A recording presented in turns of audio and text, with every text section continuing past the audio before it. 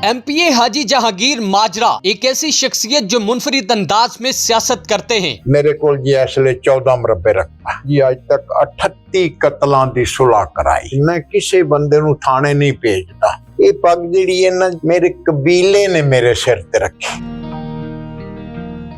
अस्सलाम वालेकुम। वालेकुम सलाम। क्या हाल है? ठीक ठाक है? खैरियत से? मिजाज कैसे? अल्लाह दा एहसान। और सुनाए मामला कैसे चल रहे हैं? अल्हम्दुलिल्लाह।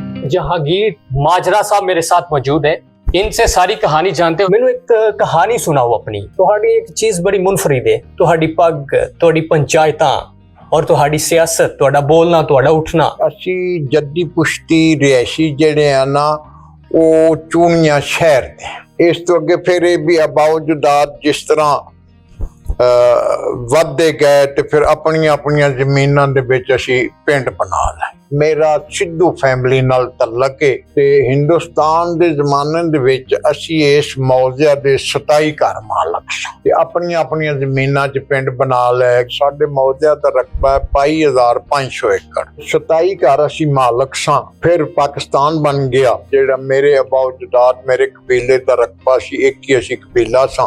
वो इस वेले महाजर तबका पा के 45,000 इस वेले इत्थे रिया। सवाल सियासत दा कि दौर हालात बदलते रहे। साडा इलाका बड़ा पसमानदा सी, बाहर तो लोग आंदे सी ते इलेक्शन लड़के टुर जांदे सी। साडे इलाके दे तमाम मामलात दे विच ज़राअत दे हवाले नाल, तालीम दे हवाले नाल, हस्पताल दे हवाले नाल कोई काम सड़कां दा नहीं सी हुंदा। ते ओ मैं जिस वेले जवान होया ते सोच विचार रखदियां कुदरत वल्लों मैनू हुक्म होया कि भी तू भी अपने इलाके दी खिदमत कर। 1977 दे विच जियाउल हक दी मार्शल लॉ आई, उसने ऐलान किया इलेक्शन दा। मैं MPA दा इलेक्शन लड़िया। उत्थे सारी धांधली हो गई। असा काफी लोगां ने MPयां ने रल के जिहड़े आजाद सन जिले कसूर चो, क्योंकि उसले साडा जिला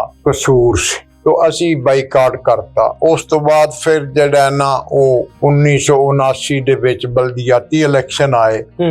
मेरा सरदार मोहम्मद आरिफ नकई साहब दा डिस्ट्रिक्ट काउंसिल दा एक हल्का बनया। वो बुजुर्ग सियासतदान सी, रिश्ते च मेरा चाचा सी, मैं भतीजा सा। मैं यूनियन काउंसिल दा चेयरमैन बन गया। वो मैंबर जिला काउंसिल बन गया। 3 दफा डिस्ट्रिक्ट काउंसिल दा मैंबर बन गया। ते परवेज मुशर्रफ दा दौर हुकूमत आया ते ओहदे विच इह होया जी कि भी मैट्रिक जिहड़ा है ना वो MPA दा इलेक्शन लड़ सकदा है या नाज़मी दा लड़ सकदा, क्योंकि मैं मैट्रिक नहीं सा। मैं अपने बेटे मोहसिन अली जहांगीर माजरे नूं इलेक्शन लड़ाया। तुहाडी ये पग बड़ी मशहूर है। ये पग किथों तुसी लई और ये किस तरह तुहानू? ये सर मशहूर जिहड़ी है साडा पंजाब दा कल्चर है। ये तुरे वाली पग जिहड़ी है ना वो अंग्रेज ने दित्ती सी आपदे चपड़ासी। असी अंग्रेज दी पग नहीं बजी। ये पग जिहड़ी है ना जी ये मेरे वालिद साहब दे वसाल तो बाद मेरे कबीले ने मेरे सिर ते रखी। मेरी हमा वक्त हर वेले कोशिश है कि एक कबीले दी पग नूं दाग ना लग सके। पंचायत किवें शुरू कर ली और ये तरीकाकार किथों सीख लिया? ये साडा खानदानी जी रिवाज सी, डेरा सी। मेरे वालिद साहब, ताया जी, दादा जी, तो फिर लोग कम्मा काजां वाले आंदे ने, असीं उन्हां दे काम खिदमत करने आ। मेरे कोल जिहड़ा ना जी वो पूरे मुल्क पाकिस्तान तो लोग आंदे ने। मैं इस तो पहले जड़ा ना जी अज तक 38 कतलों की सुलह कराई। मैं किसी बंदे नूं थाने नहीं भेजता। मैं 2 पार्टियां नूं बुलवा के 2 घरां दी गल सुन के मैं उन्हां दा काम करता। तो मैनूं ये दसो, कारोबार की है, बिजनेस की है? वो जिम्मेदार है। जिम्मेदार जहांगीर माजरे कुल किन्ना रकबा है? मेरे कोल जी इसलिए 14 मुरब्बे रकबा। 2 मेरे बेटे ने, एक वड्डे दा नाम मोहसिन अली जहांगीर है, छोटे दा नाम आउण वाली जहांगीर। जहांगीर माजरे दा थाने विच रोब दबा क्यों है? पग बन्नी हुंदी है, थले चादर खुस्सा। ये कुदरत ने जो इनाम पर्सनैलिटी दिती है, अल्लाह दे इनाम।